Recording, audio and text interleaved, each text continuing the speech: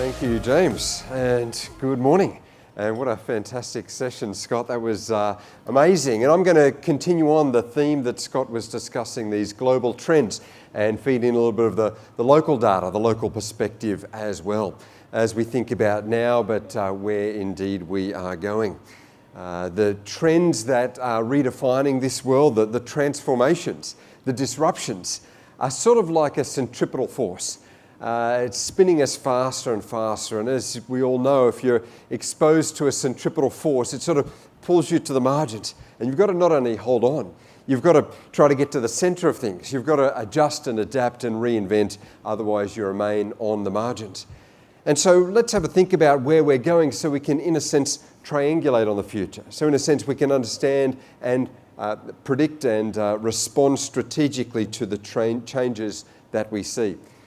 2020 has always been that futuristic year, that iconic year of what's next, and yet we'll be there in 3.5 years. It's within the planning cycle now.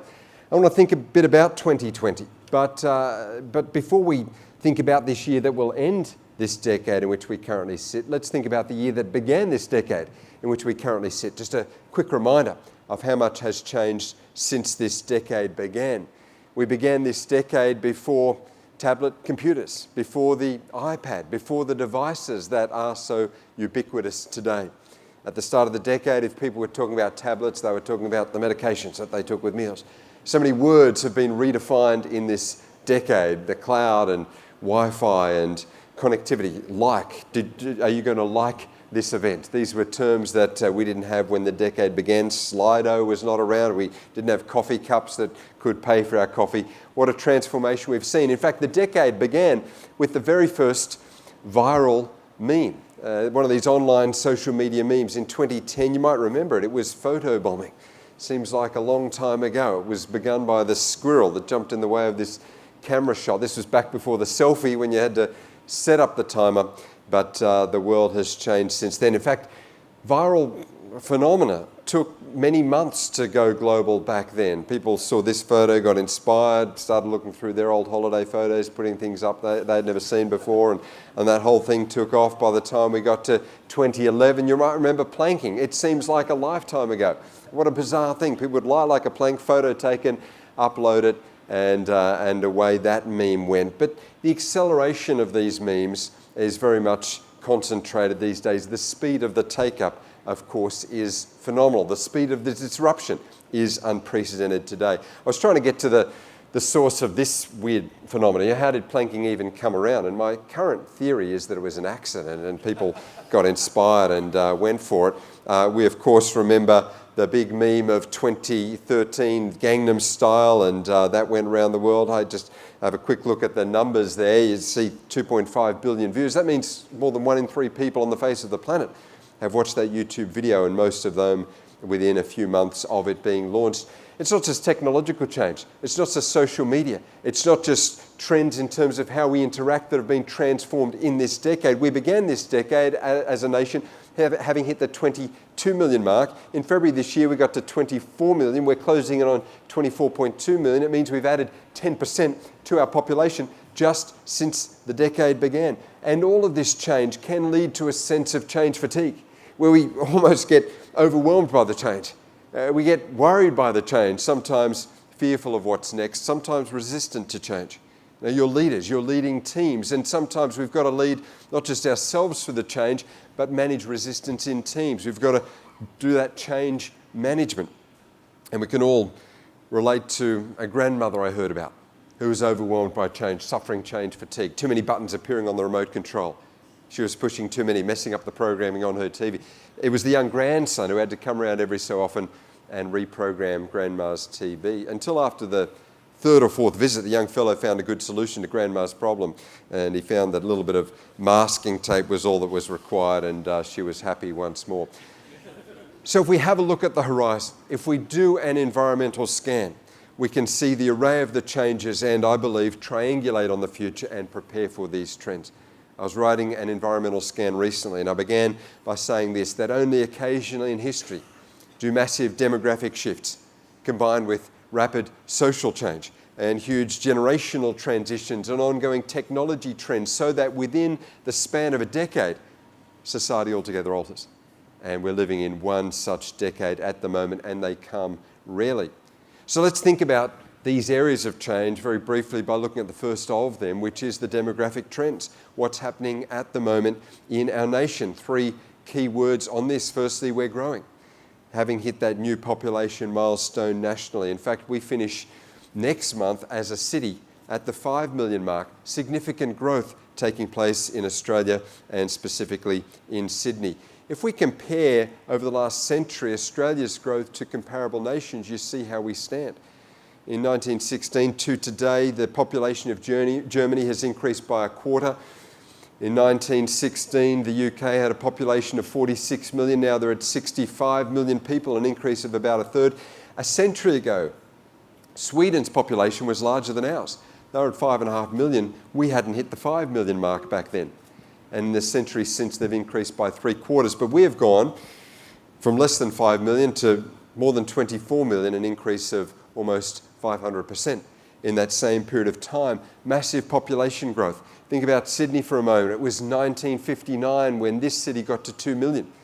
As I said, we're just closing in on the 5 million mark right at the very moment. And based on the current growth trend, Sydney will be at 8 million by the middle of the century, or around the middle of the century. So a quadrupling in population in less than a century. In this, just prior to Sydney getting to the 8 million mark, though, based on the current growth trends, in 2053, Sydney will be overtaken by Melbourne as Australia's largest city. They're growing by slightly more than we are here at the moment. Interestingly, in the same year that both Sydney and Melbourne hit the 8 million mark, our 5th city on our population list, Adelaide, will get to 2 million. You might have these population maps you find at your place card, and I tried to cram as much demographic information as I could into this, just so you got a bit of a takeaway. Australia's top 30 cities, and the massive differential between just the top 5 is amazing in a nation like this. The top 1 and 2 closing in on 5 million, but that 5 million, well, the 2 million mark isn't going to be hit by city number 5 until about a century after Sydney got there. Big difference across our cities. I wonder why Melbourne is growing faster than Sydney. I note for the last 5 years they've been Australia's most livable city, and I keep reading about Melbourne winning various global living city awards. But we ran some of our own research on this recently, and I like what, in the focus groups, what Peter from Tregear Heights out here in the West said. I think he summed it up pretty well when he said, waking up each day knowing that I don't live in Melbourne lifts my mood on an almost daily basis. So I hope we can all agree with that. And a quick look out the window reminds us, where else in Australia would you want to be living but right here? Well, we're not only growing as a nation and a city, but of course we are ageing. In fact, I think we could correct that word. We're down aging. What it means is we're living longer. There is a longevity boom in Australia. It means that the age range of your customers has never been greater. 3 decades ago, we had our population profile called the population pyramid because there were more younger people down the bottom and fewer older people up the top. 3 decades on, that shape is starting to change. In 3 decades' time, it won't look like a pyramid at all. Just a sign of this down aging, this longevity, and the activity of customers across a longer period of a life cycle. And so the value add of customers, if you like, the lifetime value of a customer has never been greater in this time of an ageing population. Think about life expectancy at birth and how that has changed over the years. In 3 decades ago, life expectancy at birth took us to the mid-70s, today into the early 80s. In 3 decades' time, edging closer to 90 years of age. So the population growing and aging, and thirdly, changing. It's transitioning. Generationally speaking, we've been dealing with the builders' generation who built our economy, our systems, our structures, our way of life.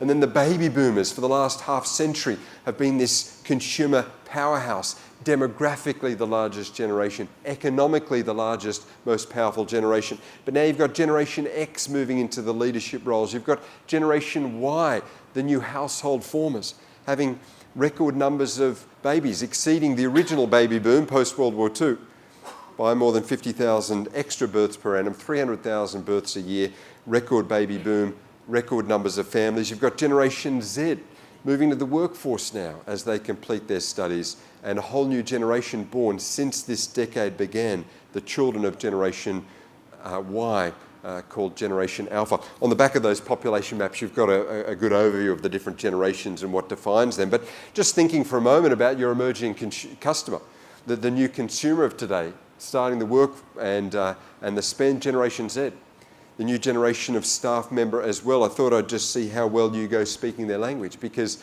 such is the transformation of their communications through these devices.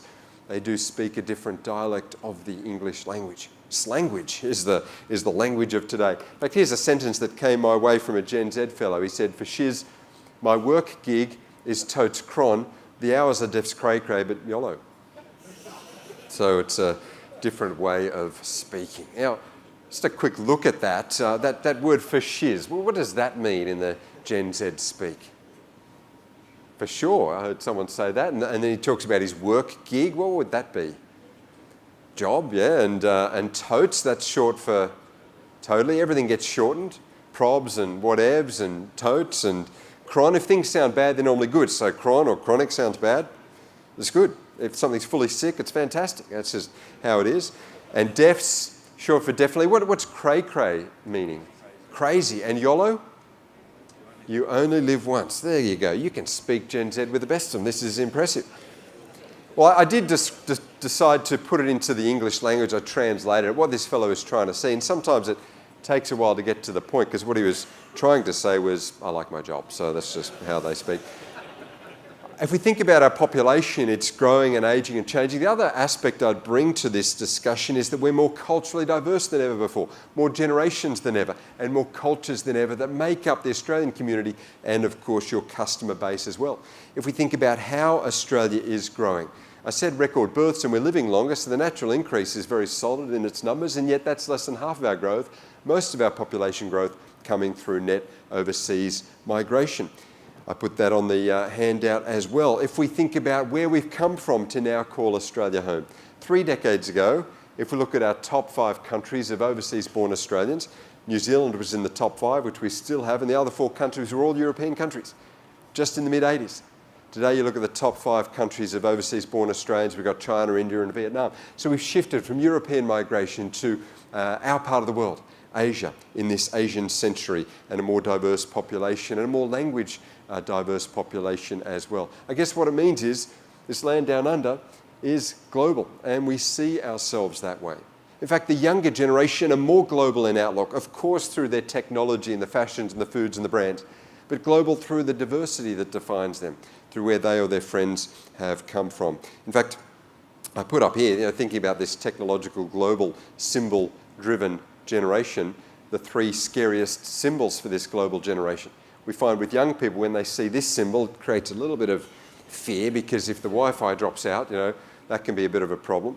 When they see this symbol, it's also a bit of a drama, because if you have to wait a second or two for something, that's a problem. Although we have found that the scariest symbol of all these days is that symbol there, because if the battery comes to an end, then life as we know it comes to an end. It's a society and an era where we're socially redefined. What defines us, our ages, our life stages have changed. We've got the most formally educated generation ever. For us, Gen X is about 1 in 4 has a degree. For Generation Y, 1 in 3. Generation Z, about half of them will end up with a university degree. This generation now are moving through the workforce. If we look at the composition of the workforce today, you've got the Zs, less than 1 in 10 workers. Within a decade, generations Y and Z together will be 2/3 of the entire workforce. It's a generation moving through more jobs than ever. They will move jobs every 3 or so years. They will have 17 separate employers in their lifetime. Generation Y will have 5 separate careers in their lifetime. And so more transition points than ever. So this generation moving through more jobs, more education, more roles than ever before. The one area we found that the 20-somethings are not moving is that they're not moving out of home. They're staying there as long as they possibly can, particularly in a place like Sydney with the property prices. And I like the label given to the 20-somethings stay-at-home children. They're called the Kippers generation, K-I-P-P-E-R-S. That stands for Kids in Parents' Pockets Eroding Retirement Savings, just in case you wanted to know that. I guess the final thing I would say, bring all of this together, is not just the demographics, not just the social trends and the generational change and the cultural diversity, but the technological integration. I mean, that's core to your business. That's what brings us together here with Optus, is the technology transformation. And in 5 words, I would sum up this generation to say, they are global, and through that technology enabled there. They are digital in terms of where they get content from and what shapes their world. They're mobile in lifestyle and where they will live and work. They're visual in terms of how they consume content, not just written forms, but visual forms. They're social in who influences them and where the influence comes from. Not just the experts or the authorities, but the peer groups. In fact, so digital and social and connected are they. Even safety experts are having to put up new signs for this generation in exitways and stairwells. Here's one that I saw recently for Gen Z. In case of fire, exit building before tweeting about it. So we've got to keep things safe. Clearly, we have entered what I call the great screen age. It has been transformative. And the screens, while they were getting smaller and more portable, the last couple of years have been getting bigger and bigger. I think this guy picked up on a little bit of a trend as to where it might all be going in that regard. But the great screen age has transformed us. The next generation after Zeds, we call them Generation Alpha. We've also labelled them Generation Glass, because it is not paper for their world, but indeed glass. It's glass that they carry in their pocket. It's glass that they wear. It's glass that they not only look through, but look at, because it displays content. The first car they ever get into when it comes to learning to drive or learning to be a passenger in a driverless vehicle for them will have head-up display where the glass comes to life. And so glass of their world is touch, it's interactive, it's connective, and it's designed for the visual and video-based content. 1.5 million apps available on the glass. I just looked up some Australian data to find out what's our most downloaded app. I mean, in this sort of world, is it some learning tool, some productivity tool? Until a few months ago, it was Candy Crush, but we've got even more enlightened, and now it's, as has been our theme of the morning, Pokemon Go. Let me summarise with 4 key words to tie all this together. Scott had 4 C's. I thought I'd finish with 4 R's. And the first is, in this environment, we've got to keep it real. It's about authenticity. It's about connection and transparency, walking the talk. I see there was Safety at Work Week a few weeks ago, and an employer keen to get a safety message out to his staff. He had a big safety banner printed up, but unfortunately his manner of attaching the banner did not quite add that reality. It's about keeping it real. It's about keeping it relevant. What we say and how we say it has to connect and engage in these changing times. Think about the disruption even in the economy, the share economy that has emerged in the last few years. Airtasker and TaskRabbits and these sorts of sites has been transformative. Get people to put your furniture together or unpack. You've got to get the right people though, because I found that some people have been getting people to put furniture together and it's not working out. And others have got people to do the painting jobs on the roads, but that wasn't a great outcome either. The third R, keeping it real, keeping it relevant, is to be responsive, to adjust and adapt to the changing times. In the US, they've had a safety message at waterways for some time. Here's the sign that used to have relevance. If you see someone drowning and in the middle there, it's supposed to be a stick figure of someone with their arms raised, but these days that's LOL, that's LOL. To laugh out loud is not the right response when someone is struggling in the water. So it's not responding to the changing meaning. And finally, in addition to keeping it real and relevant and responsive, we have to keep it relational. Even with technology, that relational connection with teams or with customer is foundational and never will change. If we can get those 4 R's right, I think we will survive, not just survive, but thrive in these changing times. Scott concluded with some wise words from that philosopher, Mike Tyson. I thought I'd conclude with some wise words from another philosopher of the 1990s, Ferris Bueller. And he said, and it's wisdom for us all as we think about the future, he said, life moves pretty fast. If you don't stop and look around once in a while, you could miss it. Hope we can do that. All the best for the future. Thanks for listening.